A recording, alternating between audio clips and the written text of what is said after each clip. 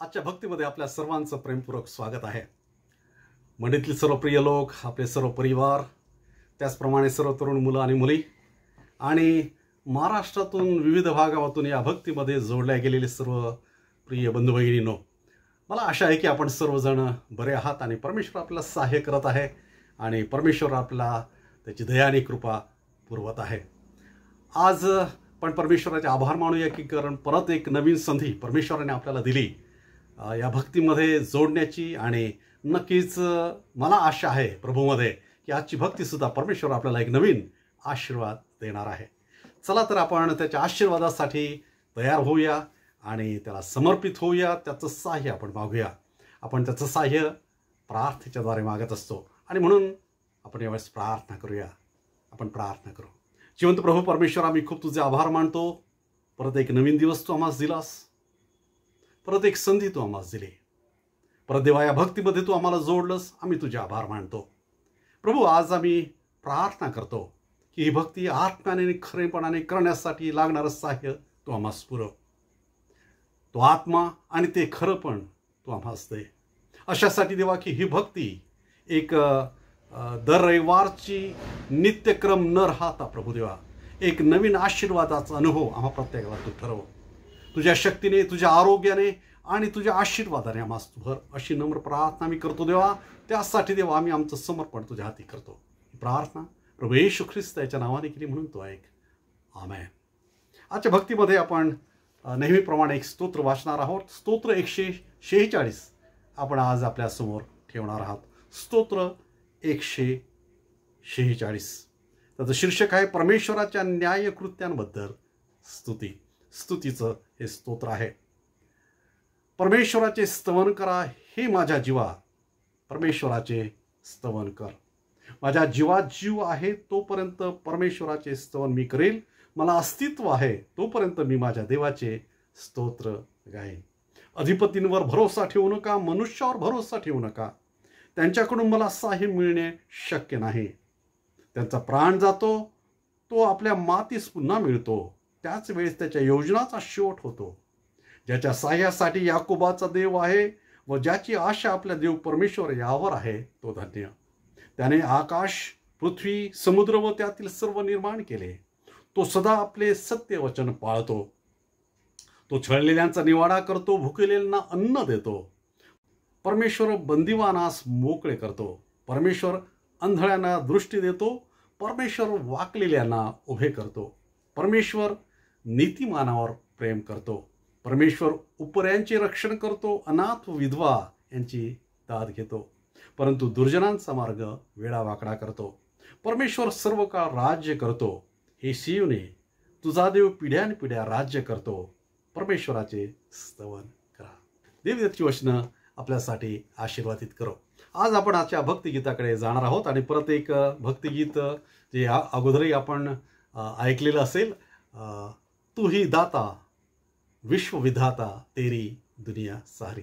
तो दाता आहे, तो देणार आहे, तो पुरवणार आहे आणि आज आपण त्याची लेकरं या नात्याने तो आमची प्रत्येक गरज ओळखणार आहे। चला तर या गीतामध्ये आपण सामील होऊया आणि गीताच्या द्वारे परमेश्वराचे स्तवन आपण करणार आहोत। विश्वविधाता तेरी दुनिया सारी, तेरी दुनिया सारी। ऐसा इंसान बनाया, शान तेरी है सारी, तेरी दुनिया सारी।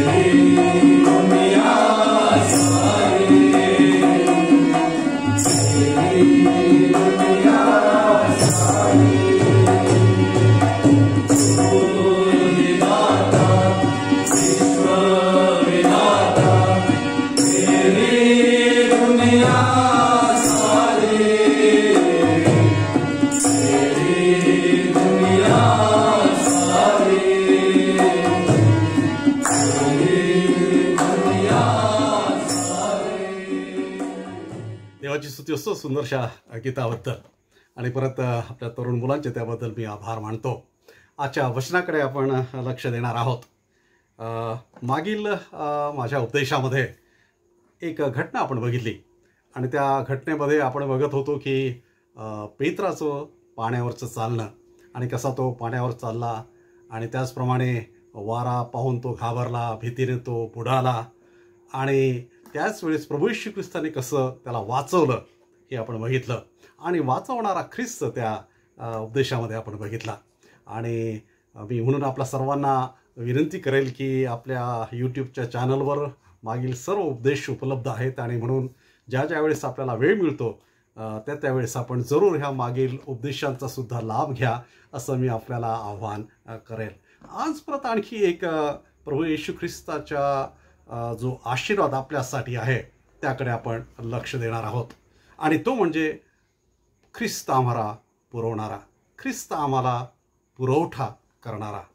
आणि जी घटना मागच्या उपदेशामध्ये आपण बघितली, पेत्राचं पाण्यावरचं चालणं किंवा ख्रिस्ताचं पाण्यावरचं चालणं, बरोबर त्याच घटनेच्या अगोदरच्या दिवशी, म्हणजे जर ती घटना रात्री जर घडली असेल तर त्याच रात्रीच्या अगोदरच्या दिवसाची ही एक घटना आज आपण बघणार आहोत. आपण मत्ती सुसमाचारामध्ये 14व्या अध्यायातील येशूचे समुद्रावरचे चालणे त्याकडे बघितलं. त्याच अध्यायामध्ये ती जी घटना आहे ती नमूद केलेली आहे. त्याकडे आज लक्ष देणार आहोत आणि नक्कीच त्याद्वारे काही गोष्टी आज आपल्याला परमेश्वर शिकवणार आहे असा माझा पूर्ण विश्वास आहे. आताच लक्षात आलं असेल की ती घटना म्हणजे 4 शुभवर्तमानामध्ये सांगितलेले यांचा उल्लेख केलेला आहे, 5,000 भोजन किंवा 5,000 जेव घालणे.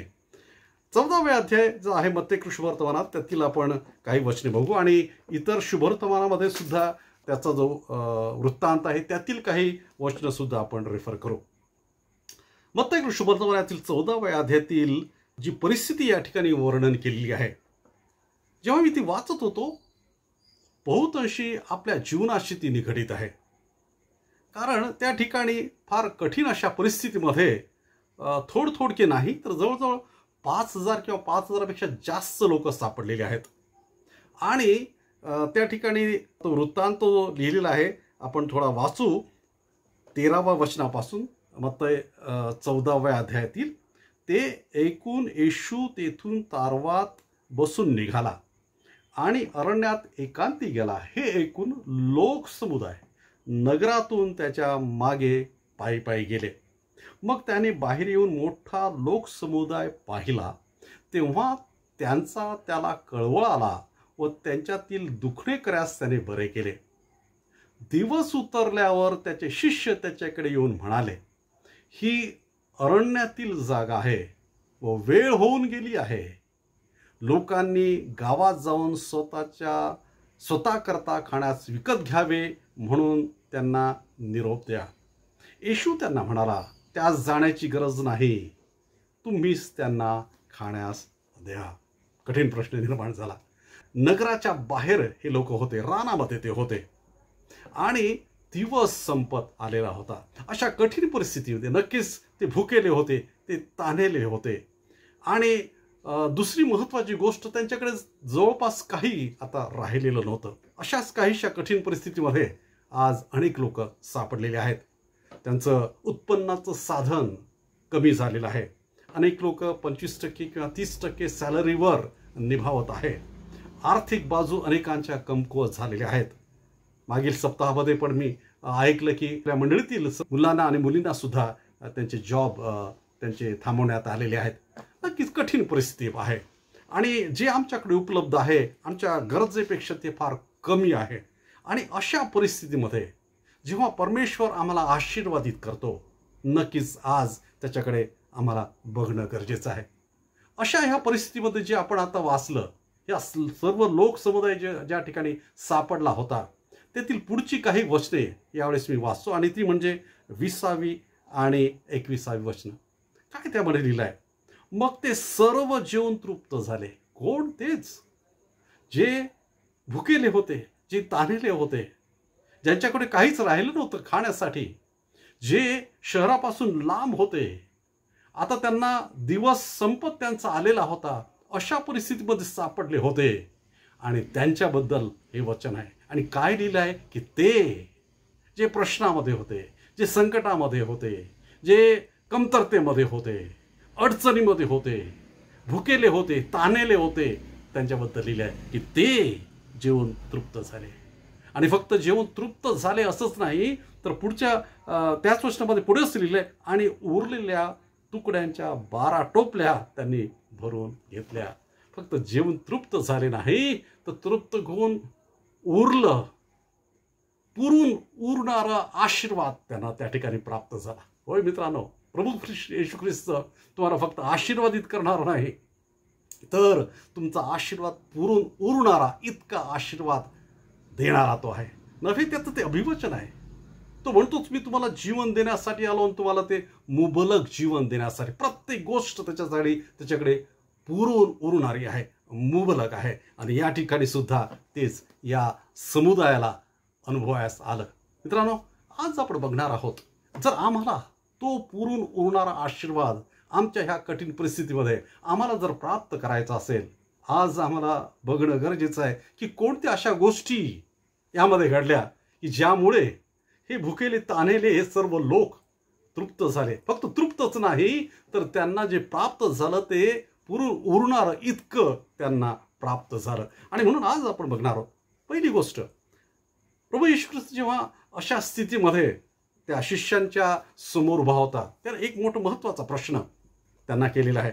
मार्कुस शुभवर्तमान याचा 6वा अध्याय आणि 37वे वचन आणि 38वे वचन. आज आपण बघत आहोत की अशा परिस्थितीमध्ये परमेश्वर जेव्हा मला आशीर्वादित करत आहे, कोणत्या गोष्टींची गरज आहे, कोणत्या गोष्टी गरजेच्या आहेत. त्याने त्यास उत्तर दिले, तुम्हीच त्यांना खावयास द्या. ते त्यांना म्हणाले, आम्ही काय जाऊन 200 रुपयाच्या भाकरी विकत घेऊन त्यांना खाण्यास द्याव्यात. तो त्यांना म्हणाला, म्हणजे प्रभू येशू ख्रिस्त त्यांना म्हणाला, शिष्यांना म्हणाला, तुमच्याजवळ किती भाकरी आहेत, जाऊन पहा. प्रभू येशू ख्रिस्ताचं अशा स्थितीमध्ये आम्हाला वचन आहे, सांगणं आहे, त्याचं आव्हान आहे, जाऊन पहा, तुमच्याकडे जे आहे ते. मित्रांनो, अनेक वेळेस अशा स्थितीमध्ये आम्ही इतरत्र बघतो. देवाचं वचन आहे, तुमच्याजवळ काय आहे ते बघा. आम्हाला बघायचं आहे की आ स्थितीमध्ये परमेश्वराने आम्हाला जे दिलेलं आहे ते आमच्याजवळ किती आहे आणि काय आहे. अनेक वेळेस आम्ही अशा स्थितीमध्ये भांबावून जातो. अनेक वेळेस आम्ही सैरभैर होतो. अनेक वेळेस आम्ही इतरांकडे बघत असतो. अनेक वेळी इतरांशी आमची तुलना असते की त्यांच्या परिस्थितीची बरोबर आमची तुलना करतो. त्यांच्या आर्थिक स्थिती बरोबर आमची अशा परिस्थितीमध्ये तुलना असते. आम्ही दुःखी असतो, आम्ही कष्टी होतो. या ठिकाणी प्रभू येशू ख्रिस्त तुमच्या जवळ काय आहे ते बघा. आम्ही खरं तर आमच्या जवळ जे परमेश्वराने आम्हाला दिलेलं आहे ते बघून दुसरीकडे आमच्या नजरा असतात. अनेक वेळेस परमेश्वराने अनेक लोकांना जे त्यांच्या जवळ होतं त्याद्वारे आशीर्वादित केलेलं आहे. यावेळेस मला आठवण येतं मोशेला सुद्धा जेव्हा पाचारण झालं, परमेश्वराने त्याला एक प्रश्न विचारला, तुझ्याजवळ काय आहे. तो म्हणत होता अनेक एक्सक्युजेस तो सांगत होता, माझ्याकडे हे नाही, माझ्याकडे ॲबिलिटी नाही, माझ्याकडे बोलण्याची कला नाही, माझ्याकडे रिसोर्सेस काहीच नाही आहे, मी फार लांब आहे, मी फार दूर आहे, फारोपेक्षा माझ्याकडे कुठल्याच प्रकारची सत्ता किंवा शक्ती नाही आहे. परमेश्वराने एक प्रश्न विचारला. कदाचित तोच प्रश्न आज आपल्या सर्वांसाठी आहे की तुझ्याजवळ काय आहे, तुम्हाजवळ काय जे आहे ते. होय, अनेक वेळेस आमच्याजवळ जे आहे त्याबद्दल आम्ही फार निराश असतो, त्याबद्दल आम्ही समाधानी नसतो. आणि या ठिकाणी पण तेच झालेलं आहे. या ठिकाणी सुद्धा जेव्हा प्रभू येशू ख्रिस्ताने त्यांना शिष्यांना विचारलं की तुमच्या जवळ काय आहे, तसं मोशेला विचारलं तुझ्या जवळ काय आहे, त्याच्याजवळ फक्त काठी होती. इतका मोठा फारोचं साम्राज्य आणि हा मोशे आणि त्याच्यातील काठी. परमेश्वर मागतो तुझ्याजवळ काय आहे. आणि या ठिकाणी तोच प्रश्न आज आपल्यासमोर सुद्धा परमेश्वर ठेवू इच्छितो. आपण योहान सुवर्तमानामध्ये त्या प्रश्नाला दिलेली शिष्यांनी उत्तर आपण बघणार आहोत. योहान 6 आणि 7 वचन, जेव्हा येशू ख्रिस्ताने विचारलं तुमच्या जवळ काय आहे, फिलिपाने त्याला उत्तर दिले, ह्याच्यातील एकेकाने थोडे थोडे घेतले तरी 200 रुपयाच्या भाकरी पुरणार नाही. त्यांच्याकडे कदाचित 200 रुपये होते. जेव्हा प्रश्न निर्माण झाला लगेच त्यांनी कॅल्क्युलेशन्स केले, लगेच त्यांनी हिशोब केला, त्यांनी बजेट काढलं कदाचित, आणि परत ते म्हणतात की काहीच शक्य नाही, काहीच पुरणार नाही. 8 वचन, त्याच्या शिष्यातील एक जण म्हणजे शिमोन पेत्राचा भाऊ अंद्रिया त्याला म्हणाला. फिलिपाने एक सांगितलं की प्रभू येशू ख्रिस्ताने तुमच्याकडे काय, कदाचित त्यांच्या 200 रुपये होते. पण प्रश्न परत निर्माण झाला की याच्यातून कसं भागणार. मित्रांनो, आज सुद्धा हाच प्रश्न अनेक वेळेस आम्हाला भेडसावत आहे. अनेक वेळेस अशा परिस्थितीतून आम्हाला अनेक वेळेस जावं लागत आहे. अनेक जे नोकरदार लोकांचा तर प्रत्येक महिन्याचा हा प्रश्न असतो की आम्हाला पगार आहे पण एवढ्यात कसं भागणार, एवढ्यात आमचा कसा महिना जाणार, ह्यामध्ये आमचा ह्या प्रश्न कसा सुटणार. होय मित्रांनो, अनेक वेळेस असे प्रश्न आमच्या समोर असतात. आणि तोच प्रश्न या ठिकाणी फिलिप प्रभू येशू ख्रिस्ताला विचारतोय. होय, आमच्याकडे 200 रुपये आहे. प्रभू येशू ख्रिस्त म्हटले, बघा, जाऊन बघा तुमच्याकडे काय आहे. त्यांनी सांगितले, बघा हे 200 रुपये आहे, पण याच्यात कसं पुरणार. आणि नंतर परत अंद्रिया त्याला म्हणाला, शिमोनचा भाऊ, तो काय म्हटला, त्याने पण एक सोल्युशन आणलं. येथे एक लहान मुलगा आहे, त्याच्याजवळ 5 भाकरी व 2 मासळे आहेत. पुढे, परंतु त्या इतक्यांना कशा पुरणार. जणू काय ती प्रतिप्रश्न करत आहे प्रभू येशू ख्रिस्ताला. प्रभू येशू ख्रिस्ता तू म्हणतो की आमच्याजवळ काय आहे, हे आहे आमच्याजवळ, पण हा समुदाय बघ, हा प्रश्न बघ, आणि आमचे रिसोर्सेस बघ, आमची शक्ती बघ, हे कसं काय, हा मेळ कसा काय जमणार, हे पुरणार कसं. मित्रांनो, जर तशी परिस्थिती आहे तर लक्षात घ्या, तुम्ही प्रभू येशू ख्रिस्ताच्या समोर उभे आहात, प्रभू येशू ख्रिस्ताच्या समोर उभे आहात. पण नक्कीच त्याचा प्रश्न आहे की तुमच्याकडे काय आहे. जे काही तुमच्याकडे आहे, जे काही तुमच्याकडे आहे ते परमेश्वराला सादर करा. जे काही तुमच्याकडे आहे. अनेक वेळेस आमच्याकडे जे आहे त्याचा आम्ही कधीच विचार करत नाही. आम्ही जास्त खरं तर विचार याचा करतो की जे आमच्याकडे नाही. अनेक वर्ष कदाचित आमच्या जीवनातील आम्ही ह्याच प्रश्नामध्ये घालवतो की आमच्याकडे काय नाही, त्याच्याबद्दलच आमचा विचार असतो. काय आम्हाला आमच्या परमेश्वराने दिलं, काय परमेश्वराने कडून आम्हाला प्राप्त झालं, ह्यापेक्षा आम्हाला काय आमच्या जवळ नाही याचा जास्त आम्ही विचार करत असतो. आणि तेच प्रभू येशू ख्रिस्त या ठिकाणी यावेळेस शिष्यांना सांगत की शिष्यांनो, तुमच्याजवळ काय आहे. आज सुद्धा परमेश्वराचं आपल्याकडे आव्हान आहे, तुमच्याकडे काय आहे. आणि पुढचा प्रश्न आहे की जे आहे तो म्हणतो माझ्याकडे आणा, माझ्याकडे आणा. जे काही आहे ते माझ्याकडे आणा. मग एक शुभवर्तमानातील परत 14व्या अध्यायातील 18व्या वचनामध्ये आपण वाचू, तो त्यांना म्हणाला, ते इकडे माझ्याजवळ आणा. फार महत्वाचं वचन नव्हे, या संपूर्ण गोष्टीला कलाटणी देणारं वचन. तो म्हणतो 18व्या वचनामध्ये, तो म्हणाला, प्रभू येशू ख्रिस्त म्हणाला, ते इकडे माझ्या जवळ आणा. तो पहिले म्हटला की तुमच्याकडे काय आहे ते बघा. आज आम्हाला जे आहे आमच्या जवळ, आम्हाला ते बघायचं आहे. तुम्ही म्हणाल, बाळासाहेब आमच्याकडे काय आहे. होय, परमेश्वराने आम्हाला काही ना काही दिलेलं आहे. कदाचित आमच्याकडे भरपूर पैसा नाही, पण नक्कीच देवाने कदाचित आम्हाला समय दिलेला आहे. आमच्याकडे कदाचित इतरांकडे ज्या गोष्टी आहेत त्या कदाचित नसतील, पण परमेश्वराने आपल्याला काहीतरी कलागुण दिलेले आहेत. परमेश्वराने आम्हाला आमचं घर कदाचित दिलेलं आहे. परमेश्वराने आमचे प्रिय लोक, कुटुंब आम्हाला दिलेलं आहे. परमेश्वराने कदाचित जे तुमच्याकडे आहे ते तुम्हाला दिलेले आहे. तो म्हणतो की ते माझ्याकडे आणा, माझ्याकडे आणा. आम्ही आमच्या जवळ असलेल्या गोष्टी कुठे घेऊन जात आहोत. नक्कीच त्या कमी आहेत, आणि या ठिकाणी सुद्धा फार त्या कमी होत्या. कुठे 5000 लोक किंवा त्यापेक्षा जास्त लोक, आणि कुठे 5 भाकरी आणि 2 मासे. कुठताच ताळमेळ न बसणारा असं हे इक्वेशन होतं. अतिशय कमी, अतिशय नगण्य, अतिशय अपूर्ण, अतिशय कमी. आणि प्रभू येशू ख्रिस्त म्हणतो ते माझ्याकडे आणा. नव्हे, प्रभू येशू ख्रिस्ताचं हे आव्हान आहे. सर्वांना ते आव्हान आहे.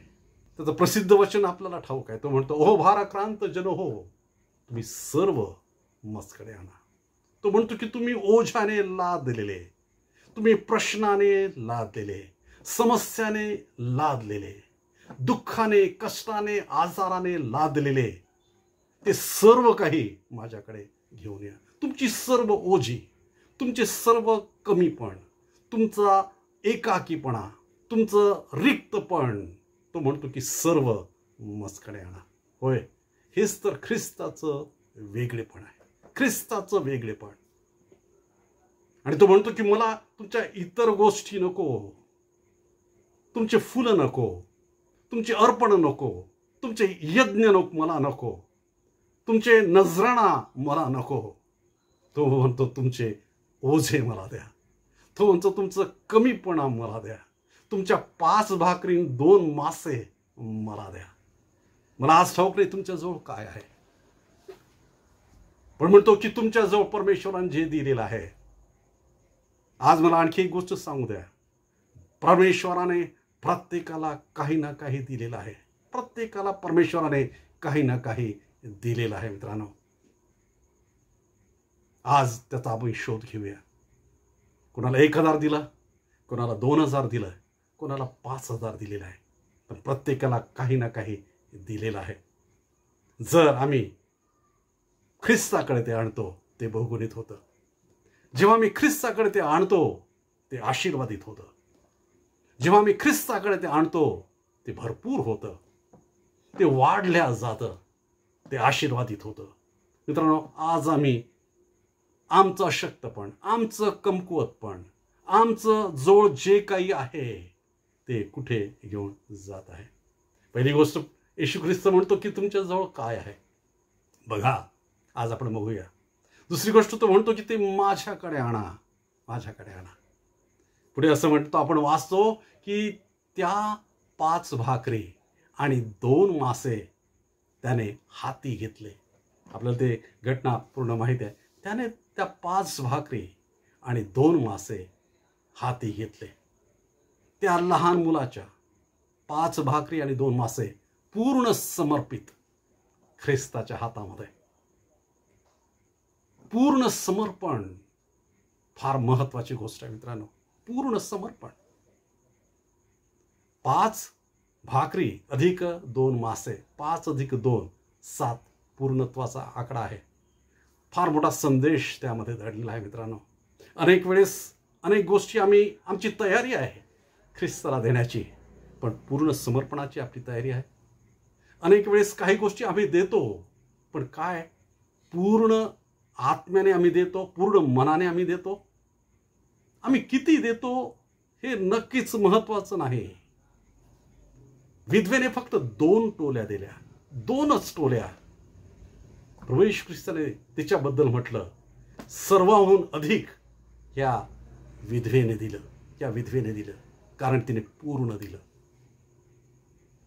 आम्ही किती देतो त्यापेक्षा किती पूर्ण देतो हे फार महत्वाचं आहे. विश्वासाने चमत्कार घडतो. होय, आम्हाला प्रभू येशू ख्रिस्ताची शिकवण आहे. नव्हे, विश्वासावरच आमचं आत्मिक जीवन अवलंबून आहे, पण पूर्ण विश्वास. आणि म्हणून प्रभू येशू ख्रिस्ताने उदाहरण त्यासाठी दिलं, दाण्या इतका, मोहरीच्या दाण्या इतका विश्वास जरी असेल तर तो किती प्रबळ आहे हे प्रभू येशू ख्रिस्ताने आपल्याला शिकवलेलं आहे. त्याने बी किंवा दाण्याचा का उदाहरण दिलं? कारण बी हे पूर्णतेचं दर्शक आहे. जरी छोटं आहे तरी ती पूर्ण आहे. बी मोठं जरी असेल पण ते जर अपूर्ण असेल, ते जर भंगलेलं असेल मित्रांनो, ते बहुगुणित होऊ शकणार नाही. ते पीक देऊ शकणार नाही, ते रुजल्या जाणार नाही. पण बी जर छोटं जरी असेल, विश्वास छोटा जरी असेल, तो बहुगुणित होऊ शकतो. आणि त्यासाठी लागतं संपूर्ण समर्पण.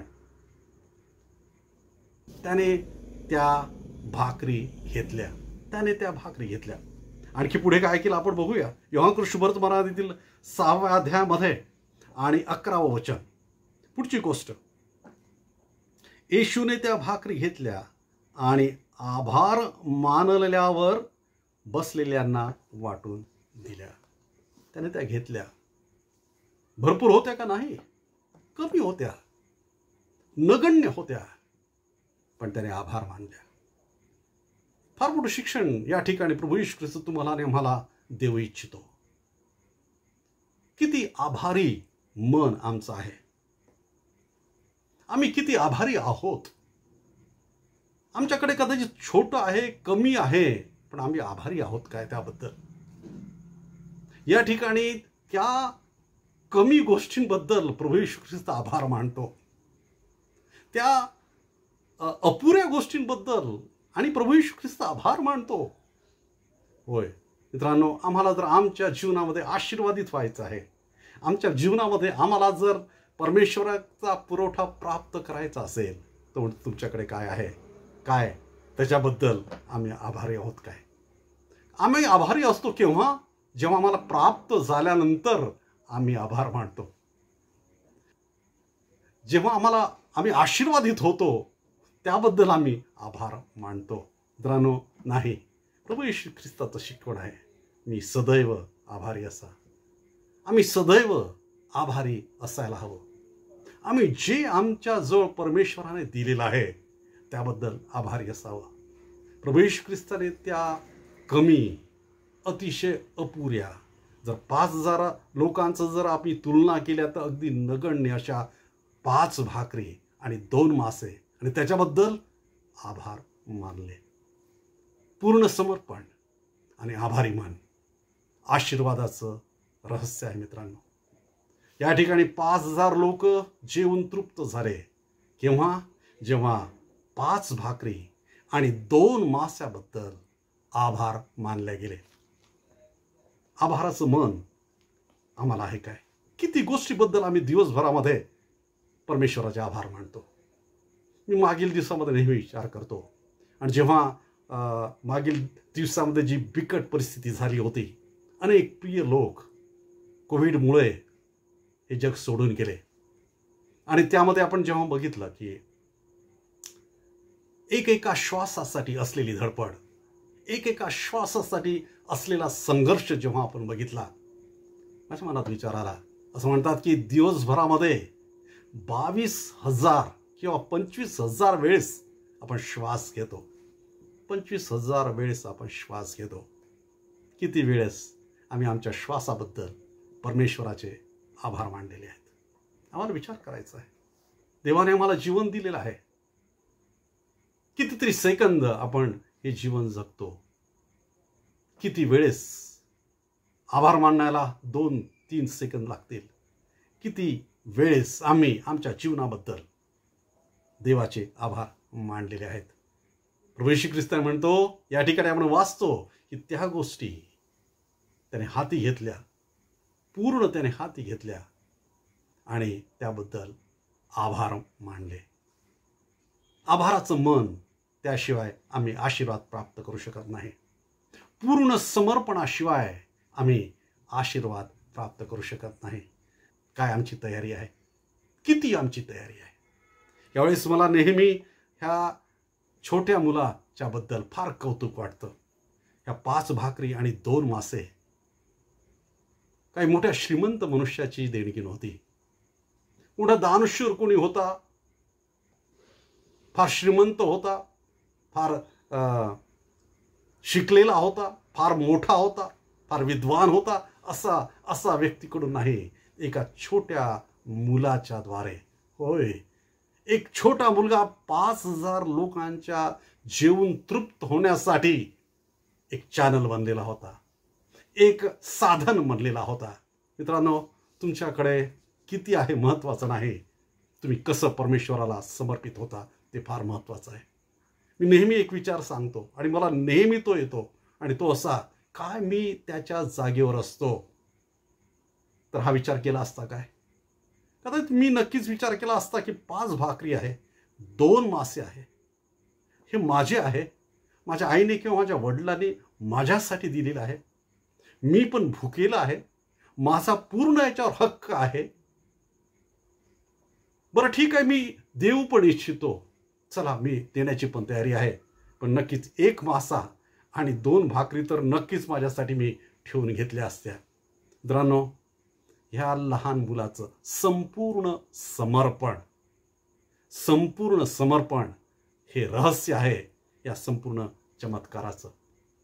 प्रभू येशू ख्रिस्ताने त्या हाती घेतल्या, त्यावर आभार त्याने मानले आणि पुढे असं म्हटलं की त्याने त्या वाढल्या. वाढणं म्हणजे उपयोगी होणं, वाढणं म्हणजे इतरांच्यासाठी माध्यम बनणं, वाढणं म्हणजे इतरांच्यासाठी आशीर्वादाचं कारण बनणं. पण मित्रांनो, या परिस्थितीत, ह्या बिकट परिस्थितीमध्ये, या ना त्या कारणाने काय आम्ही इतरांच्यासाठी आशीर्वादाचं कारण बनत आहोत काय? तुम्ही म्हणाल की बाळासाहेब, आमच्याकडे काही नाही, आमच्याकडे रिसोर्सेस नाही, आम्हाला ते शक्य नाही. मित्रांनो, काय तुमच्याकडे आहे? कदाचित एक फोन कॉल कुणाला तरी उत्तेजन देऊ शकतो. कदाचित एक तुमचे 2 शब्द कुणाला तरी त्यांचं दुःख कमी करण्यासाठी कारणीभूत ठरू शकतात. ह्या दिवसांमध्ये मी त्याचा अनुभव घेत आहे. अनेक लोकांना आज तुमच्या उत्तेजनाची गरज आहे, तुमच्या धैर्याची गरज आहे. अनेक लोकांना प्रार्थनेची गरज आहे. मित्रांनो, काय तुम्ही उपलब्ध आहात काय? काय तुम्ही उपयोगी आहात काय? त्याने 5 भाकरी आणि 2 मासे हाती घेतले आणि ते त्याने वाटले, ते त्याने वाढले. शेवटचा एक मुद्दा यावेळेस मी आपणास सांगतो. मित्रांनो, परमेश्वर तुम्हाला आशीर्वादित करू इच्छितो, परमेश्वर तुम्हाला पुरवू इच्छितो. आणि जेव्हा आम्ही त्याच्या हातात समर्पित होतो, जेव्हा आम्ही त्याच्या हाती येतो, मित्रांनो, तो मल्टिप्लाय करतो, तो बहुगुणित करतो. आणि तेच या ठिकाणी आपण वाचत आहोत योहान सुवर्तमान याचा 6वा अध्याय 11व्या वचनामध्ये, मग येशूने त्या भाकरी घेतल्या आणि आभार मानल्यावर बसलेल्यांना वाटून दिल्या, तसेच त्या मासळ्यातूनही त्यांना पाहिजे तितके दिले. 12 वचन, ते तृप्त झाल्यावर, होय तृप्त झाले. इतका मोठा जनसमुदाय तृप्त झाला. आज काय आमची तयारी आहे काय? जे आमच्या जवळ आहे प्रभू येशू ख्रिस्ताच्या हातात द्या. जे आमच्या जवळ आहे इतरांसाठी उपयोगात आणा. परमेश्वर ते वाढवल्याशिवाय राहणार नाही, ते बहुगुणित केल्याशिवाय राहणार नाही. आणि शेवटची महत्त्वाची गोष्ट, अनेक लोकांना देवाने आशीर्वादित केलेलं आहे, अनेक लोकांना परमेश्वराने पुरवलेलं आहे. त्याची जबाबदारी पाळा, त्याची जबाबदारी पाळा. पुढे असं लिहिलेलं आहे, ते तृप्त झाल्यावर त्याने आपल्या शिष्यांना सांगितले, काही फुकट जाऊ नये म्हणून उरलेले तुकडे गोळा करा. फार महत्त्वाचा विषय आहे मित्रांनो. आशीर्वाद वाया जाऊ देऊ नका. देवाने तुम्हाला कदाचित आशीर्वादित केलेला आहे.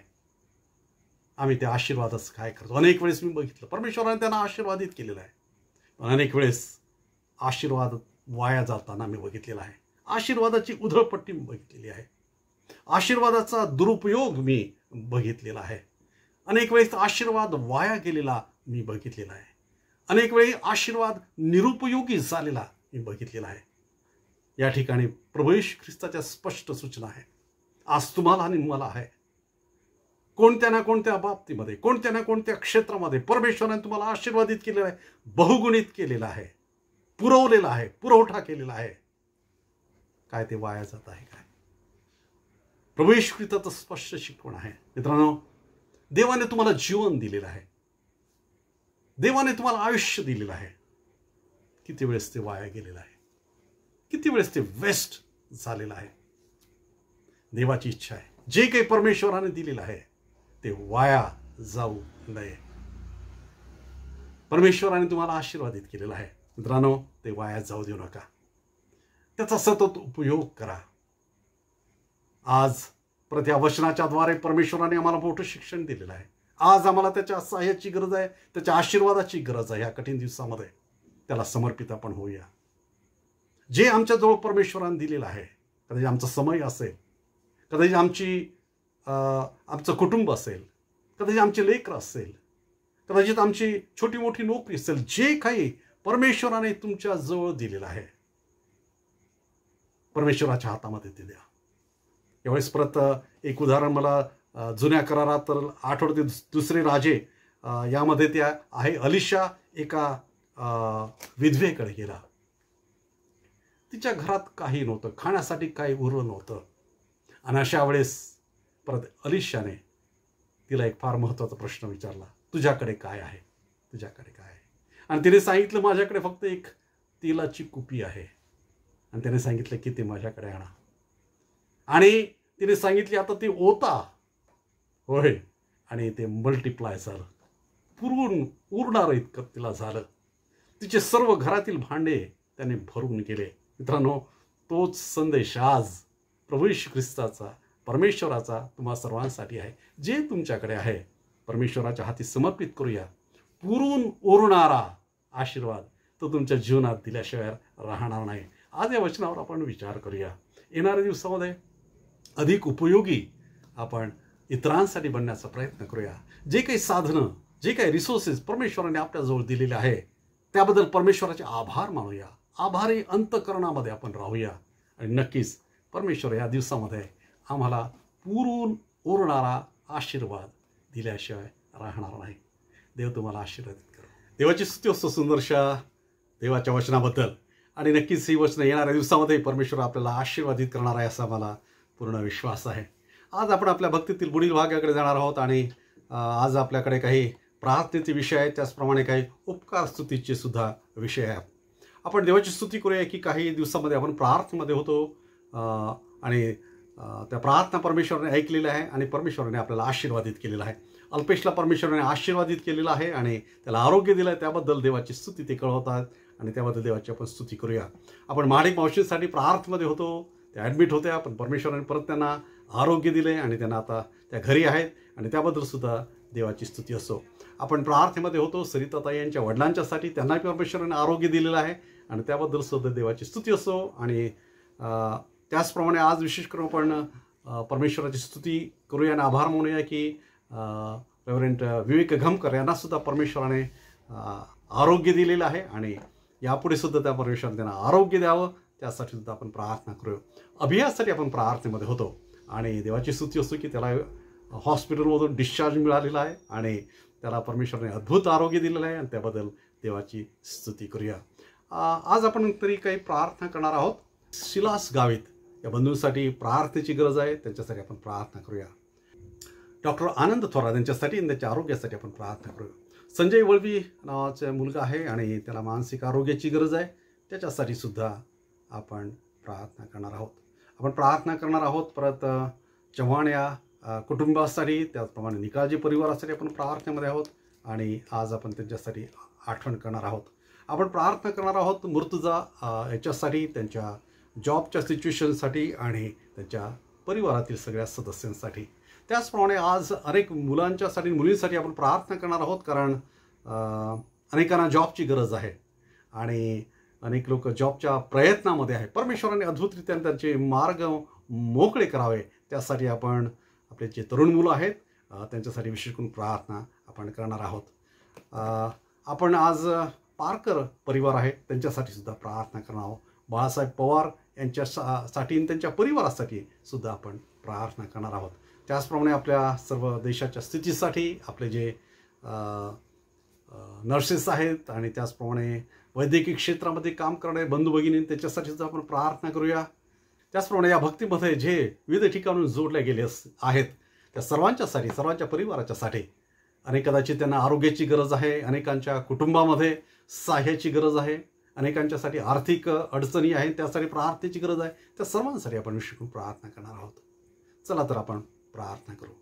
जिवंत प्रभू परमेश्वरा, खूप तुझे आभार मानतो, कारण देवा परत एक संधी तुझ्या चरणी येऊन सर्व मिळून या प्रार्थना तुला सादर करण्यासाठी आम्हाला दिली. आम्ही तुझे आभार मानतो देवा. आम्ही सर्वप्रथम तुझे आभार मानतो कारण आम्ही प्रार्थनेमध्ये होतो देवा आणि अनेकांना देवा तू आरोग्य दिलेलं आहे. अल्पेशसाठी तुझी स्तुती करतो, त्याला तू आरोग्य दिलेलं आहे. मी तुझी स्तुती करतो, तुझे आभार मानतो महाडिक मावशींसाठी देवा. त्यांनाही तू आरोग्य दिलेलं आहे, त्यांनाही तू देवा विशेष करून एक नवीन वर्ष दिलेलं आहे आणि त्याबद्दल सुद्धा त्यांच्यासाठी मी आभार मानतो. प्रभू, आज आम्ही परत तुझी स्तुती करतो, ते आभार मानतो विवेक सरांबद्दल, कारण त्यांनाही तू आरोग्य दिलेलं आहे आणि देत आहे आणि म्हणून तुझे आभार मानतो. आम्ही प्रभू देव तुझी स्तुती करतो अभियासाठी. देवा, कठीण स्थितीतून तर तू बाहेर काढलेला आहे आणि आज तो घरी आहे. प्रभू, आमची हीच प्रार्थना आहे की तुझ्या आरोग्यामध्ये सतत त्याला तू ठेव आणि संपूर्ण शिंदे परिवारासाठी सुद्धा आम्ही तुझं सहाय्य मागतो. अनेक लोकांनी तेव्हा ह्या आजारपणामध्ये या बंधू भगिनींची मदत केली प्रभू देवा, आणि त्याबद्दल सुद्धा या सर्व जे लोक आमच्या चर्चमधील ज्यांनी मदत केली त्यांच्यासाठी सुद्धा मी तुझी स्तुती करतो आणि तुझा आशीर्वाद त्यांच्यासाठी मागत आहे. तेव्हा मी आज विशेष प्रार्थना करतो, तुझं सहाय्य मागतो. प्रभू, आज शिलास गावी त्यांच्यासाठी त्यांना सहाय्याची गरज आहे. कृपा करून तुझं सहाय्य तू पुरव. मी प्रार्थना करतो देवा, आज डॉक्टर आनंद थोरात त्यांच्यासाठी त्यांना आरोग्याची गरज आहे. कृपा करून तुझं आरोग्य त्यांना लाभू दे. प्रभू, मी आज विशेष प्रार्थना करतो, काही परिवारांना आरोग्याची गरज आहे, तुझ्या सहाय्याची गरज आहे. चव्हाण परिवाराची मी आठवण करतो. निकाळजे परिवार यांच्यासाठी मी प्रार्थना करतो. आम्ही प्रार्थना करतो ते बाळासाहेब पवार आणि त्यांच्या परिवारासाठी. होय प्रभू देवा, प्रत्येक कुटुंबासाठी तुझी दया, तुझी कृपा, तुझं सहाय्य तू पुरव. मी आज विशेष प्रार्थना करतो आमच्या अनेक तरुण मुलं आणि मुली प्रभू देवा जॉबच्या सर्चमध्ये आहेत. अनेकांच्या ह्या कोविड स्थितीमुळे जॉब गेलेले आहेत. त्या सर्वांच्यासाठी अद्भुत मार्ग तू मोकळे कर. मी प्रार्थना करतो त्यासाठी देवा. आमच्या अनेक मुली ज्या नर्सिंगच्या काम करत होत्या देवा, आणि त्यांनाही आज जॉबची गरज आहे. कृपा करून तुझं सहाय्य त्यांना तू प्रभू देवा. अद्भुत दरवाजे त्यांच्यासाठी उघड. त्याचप्रमाणे मृत्यूच्यासाठी माझी प्रार्थना आहे देवा, आणि त्याच्या जॉबसाठी आणि त्याच्या परिवारासाठी, परिवारातील प्रत्येक सदस्यासाठी तुझी दया, तुझी कृपा आम्ही मागत आहोत. प्रभू देव, आज आम्ही प्रार्थना करतो आमच्या मंडळीतील जे लोक ज्यांचे वाढदिवस मागच्या सप्ताहामध्ये झालेला आहे, एक नवीन वर्ष त्यांना तू दिलेलं आहे. हो देवा, हे वर्ष त्यांच्यासाठी आनंदाचा आणि आशीर्वादाचं जाऊ दे. या भक्तीमध्ये जे अनेक बंधू आणि भगिनी जोडल्या गेलेली आहेत, ही भक्ती देवा ते अटेंड करत आहे, ही प्रार्थना ऐकत आहे, त्या सर्वांसाठी, प्रत्येकाच्या परिवारासाठी मी प्रार्थना करतो. अनेकांचे आर्थिक प्रश्न आहेत, कौटुंबिक प्रश्न आहेत, लेकरांचे प्रश्न आहेत, आरोग्याबद्दल त्यांच्या गरजा आहेत. आमची प्रार्थना आहे प्रभू येशू ख्रिस्ताच्या नावाने देवा, तुझं प्रत्येक सहाय्य या सर्व जे या भक्तीमध्ये जोडल्या गेलेले विविध ठिकाणावरून त्यांच्यासाठी मी मागत आहे. आमच्या देशासाठी आमच्या प्रार्थना आहे. आमचे पंतप्रधान, आमचे मुख्यमंत्री आणि सर्व जे प्रभुदेव विविध क्षेत्रामध्ये काम करणारे आमचे प्रिय लोक आहेत, तुझी दया, तुझी कृपा, तुझं संरक्षण, तुझं आरोग्य प्रत्येकाला लाभू दे. आम्ही प्रार्थना करतो ह्या दिवसामध्ये अधिक आम्हाला तुझ्यामध्ये मजबूत कर. प्रार्थनेमध्ये आम्हाला तू पुढे ने. एकमेकांची देवा प्रार्थनेने ओझं वाहण्याचं मन तू आम्हाला देवा. प्रभुदेव, आम्ही माझ्या मंडळीतील सर्व तरुण मुलं आणि अनेक लोकांचे आभार मानतो जे सेवा देवा ह्या दिवसामध्ये ते करत आहे. अनेक रुग्णसेवा ते करत आहे. अनेक कुटुंबांना देवा आमच्या मंडळीच्या द्वारे किराणा माला पोचवण्याचं काम होत आहे, ते तू आशीर्वादित करत आहे. त्याबद्दल आम्ही तुझे आभार मानतो. अनेक लोक त्यामध्ये सहाय्य करत आहे, त्यांच्यासाठी सुद्धा देवा तुझी आम्ही स्तुती करत आहोत. परत देवा, आम्ही सर्वजण तुझे समर्पित होतो. येणारा आठवडा आमच्या सर्वांसाठी आशीर्वादाचा होऊ दे, तुझ्या दयेचा होऊ दे, कृपेचा होऊ दे, संरक्षणाचा होऊ दे. अनेक लोक देवा येणं जाणं करतात, प्रवास करतात कामानिमित्ताने, त्याचं संरक्षण तू कर. परत देवा, ही सेवा तू यापुढेही तू अशीच वाढवून अशीच अनेकांच्यासाठी ना आम्हा सर्वांसाठी आशीर्वादाची होऊ दे. ही प्रार्थना प्रभू येशू ख्रिस्त नावाने केली म्हणून तू ऐक. आमेन. प्रभूने शिकवलेली प्रार्थना यावेळेस आपण म्हणणार आहोत. हे आमच्या स्वर्गातील बापा, तुझे नाव पवित्र मानले जाव, तुझे राज्य येऊ, जसे स्वर्गात तसे पृथ्वीवरही तुझ्या इच्छेप्रमाणे हो. आमची रोजची भाकर आज आम्हास दे, आणि जसे आम्ही आमच्याकडे सोडून सोडली आहेत तसेच तू आमच्याकडे आम्हास सोड, आणि आम्हास परीक्षेत नकोस तर आम्हा सर्व वाईटापासून सोडू, कारण की राज्य, सामर्थ्य आणि गौरव ही सर्व काळ तुझीच आहे. आमेन. तर देवाची प्रीती, प्रभू येशू ख्रिस्ताची कृपा आणि पवित्र आत्म्याची सहभागिता आम्हा सर्वांबरोबर प्रभू येशू ख्रिस्त पुनरुपी येईपर्यंत आणि सदा सर्व काळ असो. आमेन. परत खूप सर्वांचे आभार मानतो, आणि परत या माध्यमातून पुढच्या रविवारी पण आपण भेटूया. तोपर्यंत आपण एकमेकांसाठी प्रार्थनेमध्ये राहूया. आपल्या काही गरजा असतील तर कृपा करून आपल्या चॅनलवर तुम्ही पोस्ट करू शकता, किंवा व्हॉट्सअप नंबर जर तुमच्याकडे असेल तर त्यावर सुद्धा आम्हाला कळवू शकतात. आपण एकमेकांसाठी प्रार्थनेमध्ये राहू. आपण स्वतःची काळजी घ्या, आपल्या परिवाराची काळजी घ्या. परत पुढच्या रविवारी आपण भेटू. तोपर्यंत देव तुम्हाला खूप खूप आशीर्वादित करो.